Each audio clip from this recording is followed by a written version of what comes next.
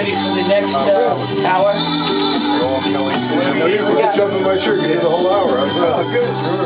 You're doing the Labor Day special. Oh, good. Here. And here's Beverly Bremers.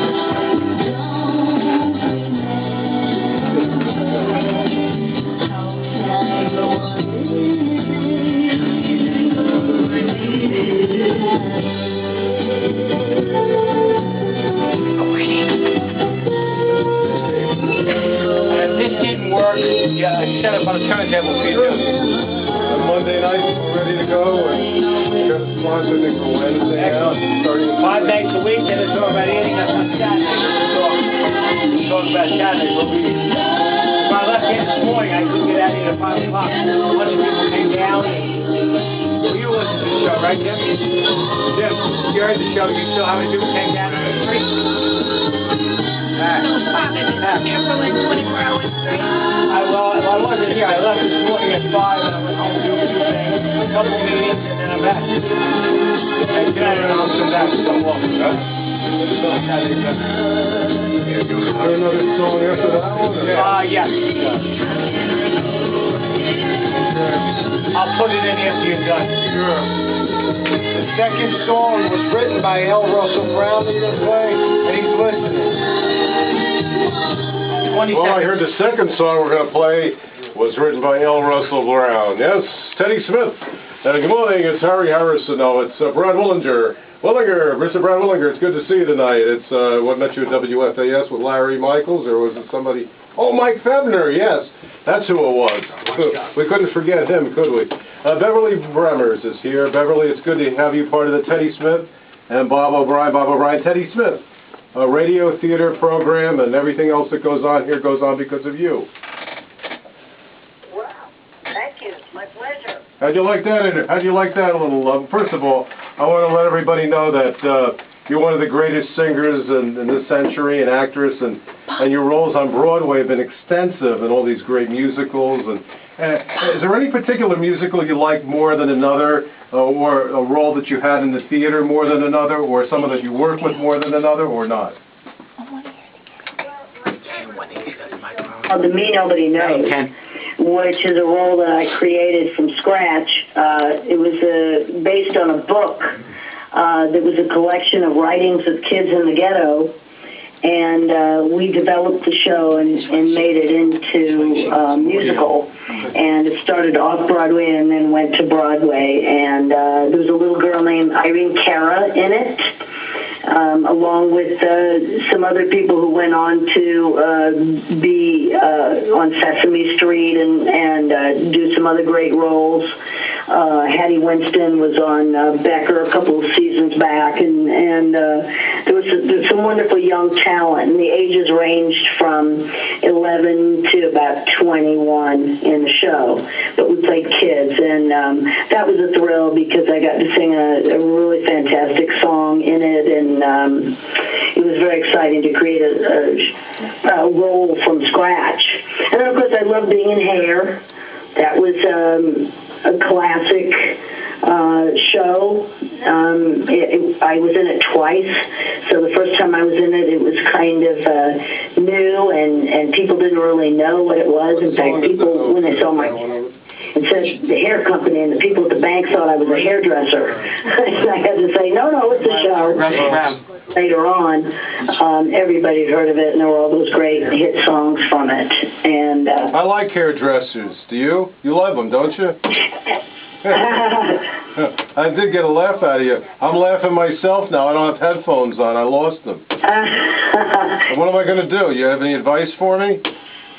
Advice? You want to be a hairdresser? Yeah, I always wanted to be a hairdresser. You got any good advice, good tips? I have no advice for that. Well, anyway, I'd like to ask you a question, a very, very important question. You've worked with Irene Cara, right? Right. Well, any chance that you could get her to come into the studio? Any chance you could get her to come in the studio and then you could be on the show with her right here at WPAT? I don't know. She's pretty much retired and living in Florida, and I don't know. You know, I haven't talked to her in a while. Well, you and her are invited to come on the show and be part of the live experience here with Brad Willinger Teddy Smith, Bob Obrien, Pam Singer, Jim Petrecca, Gina Petrecca, Jeff, the whole works here, and the whole gang in the control room. Well, you know, I can always contact her and see. I haven't been in touch with her for a while, but I have known her from the time she was 11. So, you know, it's always a possibility. Well, they say life has always been a possibility for me. But we have a great song we're going to play called "We're Free," written by L. Russell Brown. You want to tell us about "We're Free"? Yeah, Erwin Levine and L. Russell Brown wrote the song specifically for me, and they wrote a couple of other songs as well on my album. This was right before they wrote the classic "Tie a Yellow Ribbon Around the Old Oak Tree." The song about "We're Free" was that, you know, this was the early 70s, and they wanted to reflect the new openness and feeling, sort of the love part of being free. So they wrote this song about living together and not being married, and how you didn't need to have a ring to show commitment. And it's a very beautiful song, and it also was a country hit. Interestingly enough, though, it was banned on a lot of stations, mainly on the east and west coast. They thought it was, I don't know, immoral or something like that. So I had no problem with it. I used to work in the Bible Belt. Yeah, it was a huge hit in the South. So yes, I understand what you mean. I think maybe people misunderstood the overall feeling, and that was that if you're in love, you don't necessarily need to have a piece of paper. Well, I like it. "I'll Make You Music" by Beverly Bremers. I love your album. I'm looking at you right now. Your arms are in the air. It looks like you're stretching. You have a good smile on your face too. That was a shot where I just jumped in the air, and the photographer happened to snap it. So people always said, "How'd you get that pose?" And I said, "I didn't. It was just an accident. I just jumped up in the air, and there you go." Natural. There you go. You're natural, as Bob O'Brien would say. And Bob wanted to mention a couple of things, and we have other people here. And Mr. Tucker is here, and Pam Singer. And Bob is here. Beverly, we're here 5 nights a week, including Friday and early mornings, and the phones are ringing off the hook asking for your music. Just keep it coming, Beverly, and thank you. Oh, good. Well, thank you. That's good to hear. Because I'm still going. I'm still singing. I'm still recording. And I hope that you guys will put together a show so I can come sing. Well, why don't you come down here? We just set it up with Jim and Gina and Bob and everybody else here at WPAT. And you come into the studio, we'll have a fun, and then you can get Irene Cara to come down here, or by phone, or by satellite. We'd like to have or by Skype. We can Skype her in. Okay.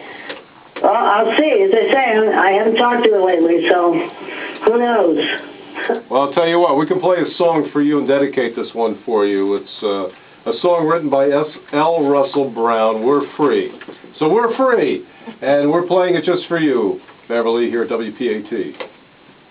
Thank you.